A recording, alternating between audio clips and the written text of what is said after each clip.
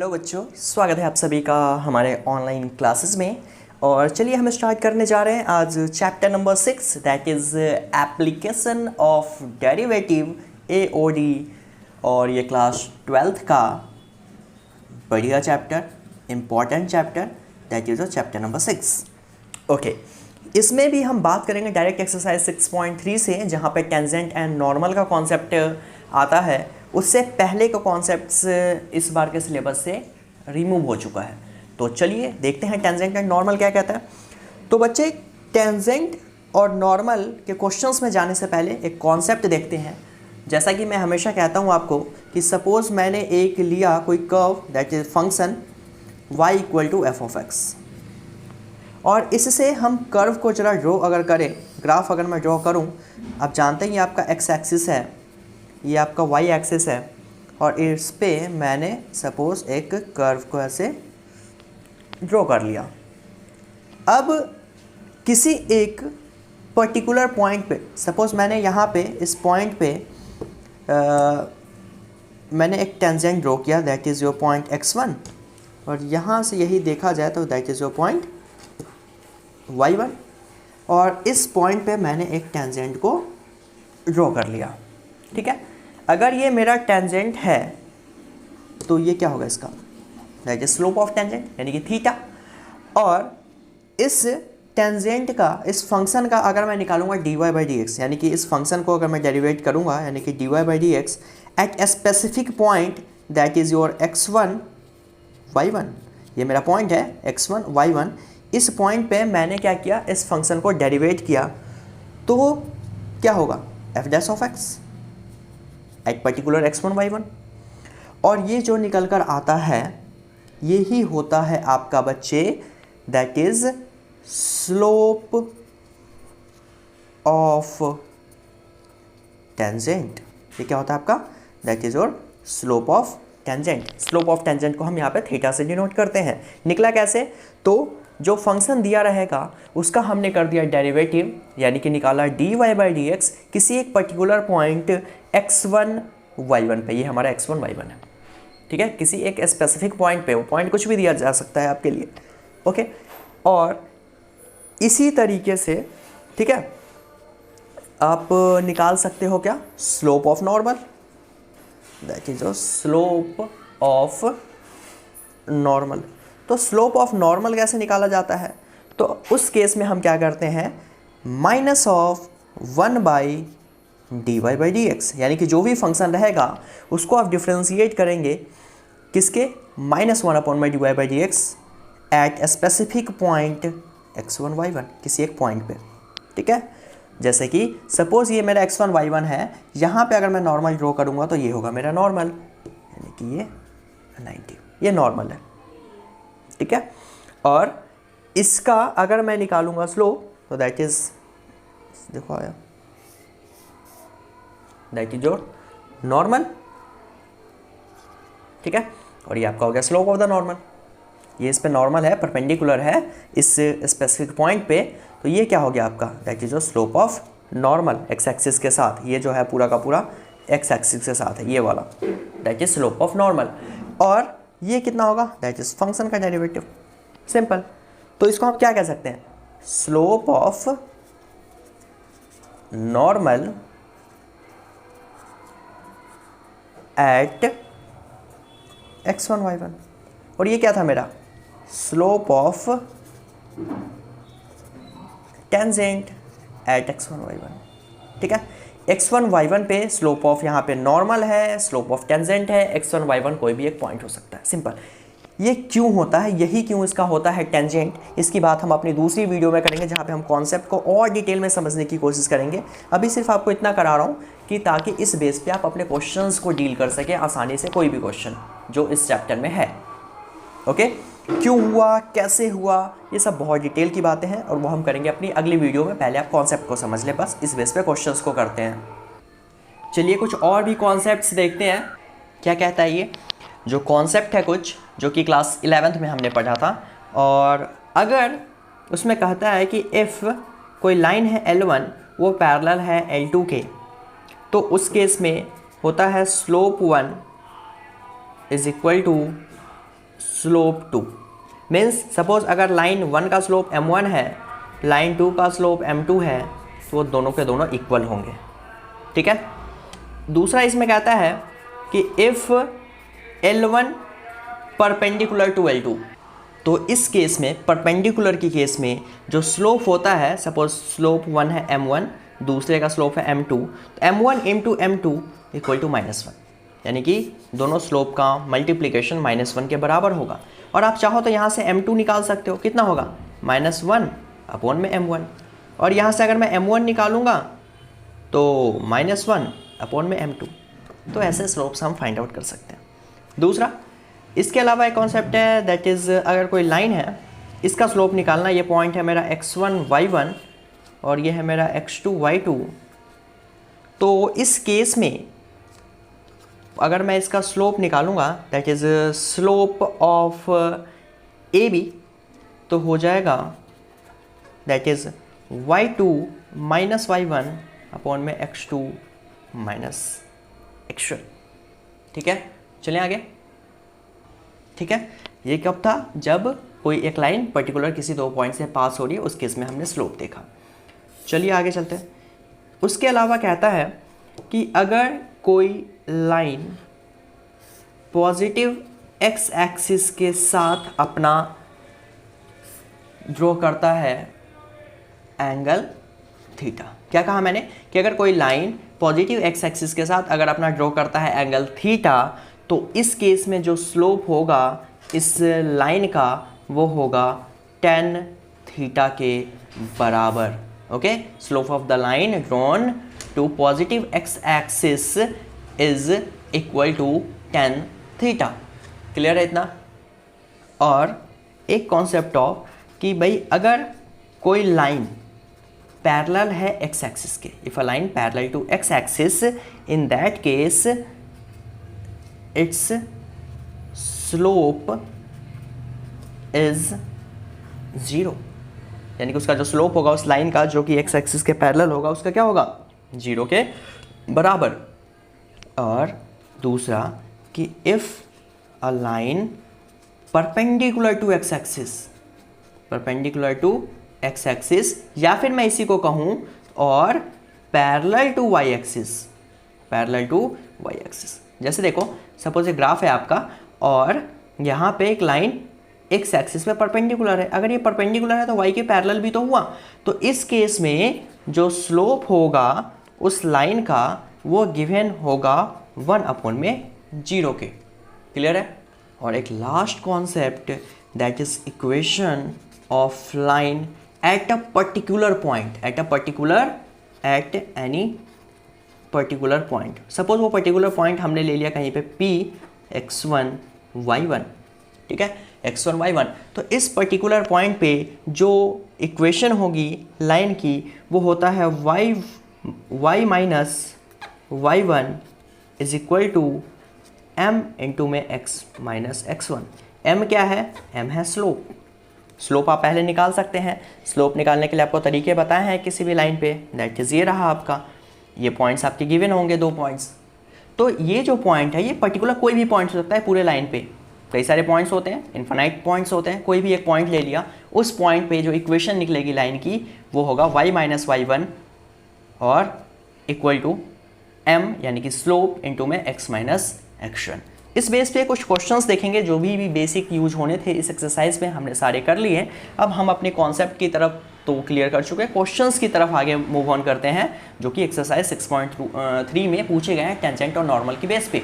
तो चलिए देखते हैं अपने क्वेश्चंस, दैट इज दिस।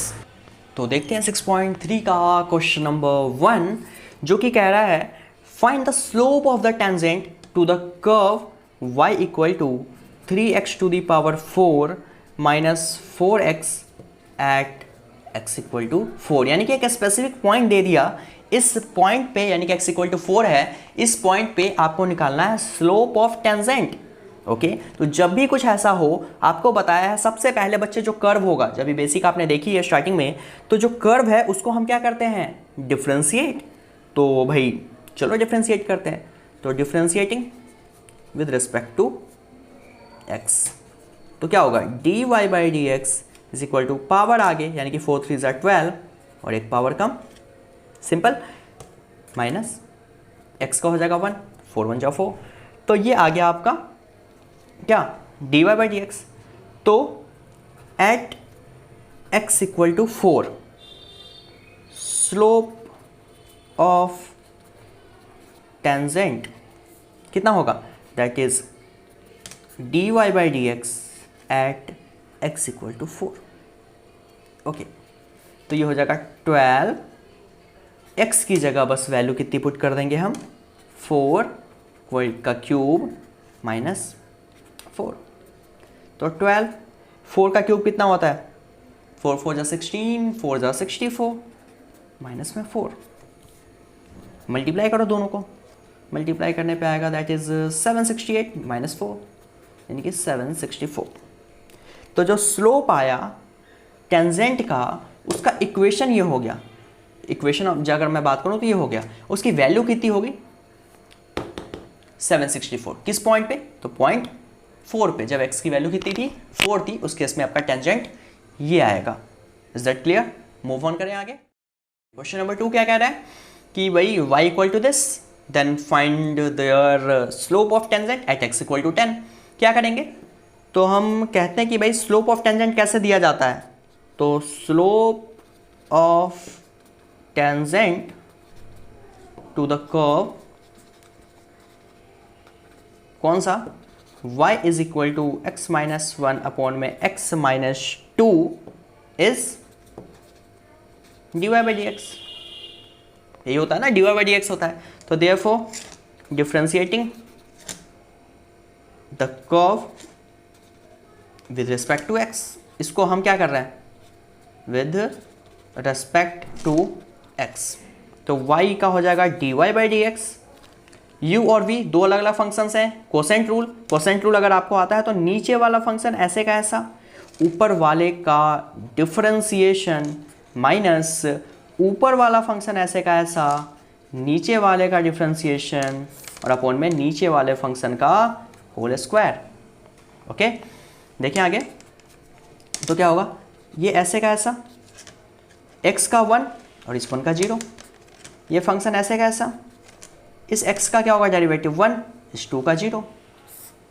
यहाँ देखो x माइनस 2 का होल स्क्वायर, देखो जरा सॉल्व करो ढंग से इसे। तो x माइनस 2 ब्रैकेट से बाहर आया तो माइनस एक्स और minus minus plus 1, x minus 2 का होल स्क्वायर कैंसिल हो गया, माइनस 2 प्लस 1 यानी कि माइनस 1 अपॉन में x माइनस 2 का होल स्क्वायर। ये आपका आ गया dy by D X. Slope of tangent आ चुका है, बट उसने बोला slope of tangent at any particular point x equal to 10। तो dy बाई डी एक्स कहाँ पे, एट x इक्वल टू 10, ये निकालेंगे, ठीक है, एक पर्टिकुलर पॉइंट पे। तो यहाँ पे करना क्या है, x की जगह 10 पुट कर दो, सिंपल। कितना होगा -1, 10 में से 2 गया तो 8, उसका स्क्वायर, -1 अपॉन में 64, और ये आपका आ चुका है स्लोप ऑफ योर टेंजेंट। ठीक है, इतना आगे मूव ऑन करें, that is your question number 3। देखिए थर्ड क्या कह रहा है, find the slope of tangent to the curve y equal to this at point whose x coordinate is 3 यानी कि x इक्वल टू 3। तो भाई सबसे पहले क्या करेंगे कि स्लोप ऑफ टेंजेंट एट यानी कि slope of tangent of curve y equal to this is given by, कैसे, एक स्टेटमेंट लिख देते हैं छोटा सा, is given by dy by D X. ठीक है, तो therefore dy by D X कितना आएगा, तो इसको डिफ्रेंशिएट करेंगे तो पावर आगे एक पावर कम, यहाँ पे x का 1 और इसका हो गया 2 का 0, सिंपल। तो ये आ चुका है 3x² माइनस 3। तो अब हमें कहाँ निकालना है, एट x इक्वल टू 3। तो dy by D X at x equal to 3 कितना होगा, तो यहाँ पे 3x की जगह 3 पुट आउट कर दो भाई, 3 का स्क्वायर 9, 9 3 ज़ा 27 माइनस 3 यानी कि 24, और ये आ चुका है आपका स्लोप ऑफ टेंजेंट। ठीक है, इतना आई थिंक कोई डाउट यहाँ पे आपको नहीं होनी चाहिए। और ये बच्चे गलती से हमने क्वेश्चन नंबर 4 कर लिया एक्चुअली, ठीक है ना। ये क्वेश्चन नंबर 4 है आपका। क्वेश्चन नंबर 3 तो कुछ और था और बिल्कुल ऐसे ही करना है, that is x³ minus x+1 है और यहाँ पे ऐड 2 पे करना है। आई होप आप कर लेंगे। मैं क्वेश्चन नंबर 5 की तरफ मूव ऑन करता हूँ। कह रहा है find the slope of the normal to the curve.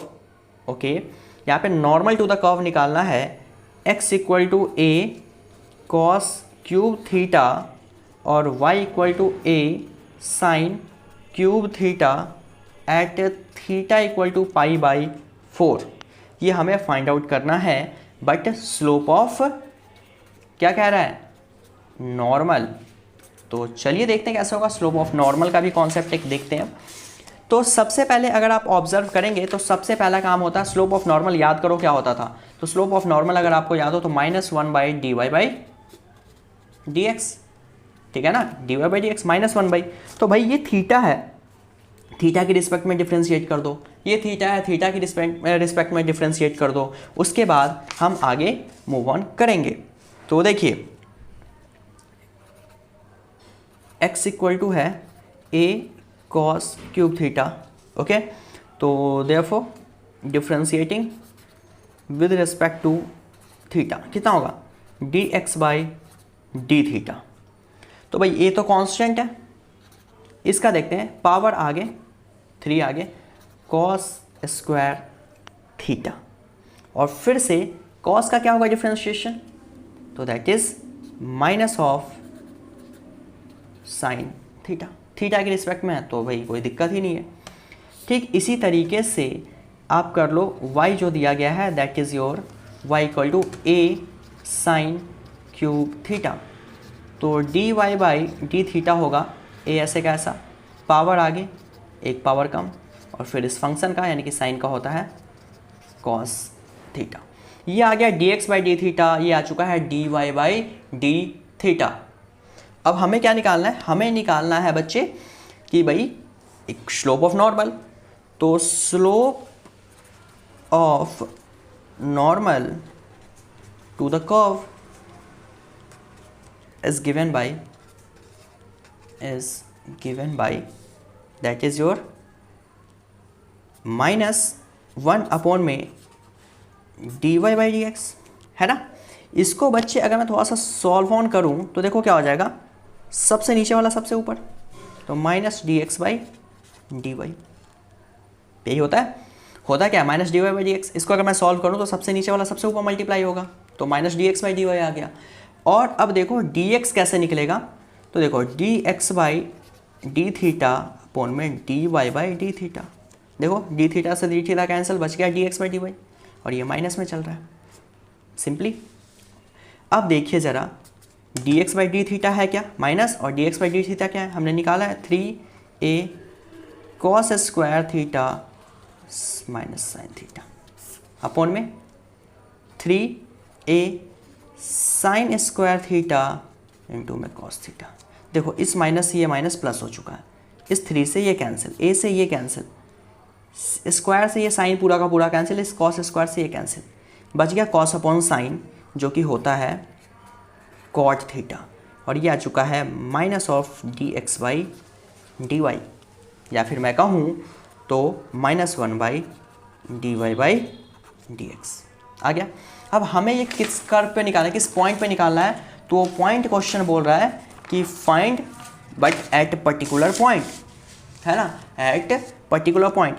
तो भाई इक्वेशन ऑफ नॉर्मल या slope of normal, sorry slope of normal at x = कितना, देखो क्वेश्चन ने बोला था एट x =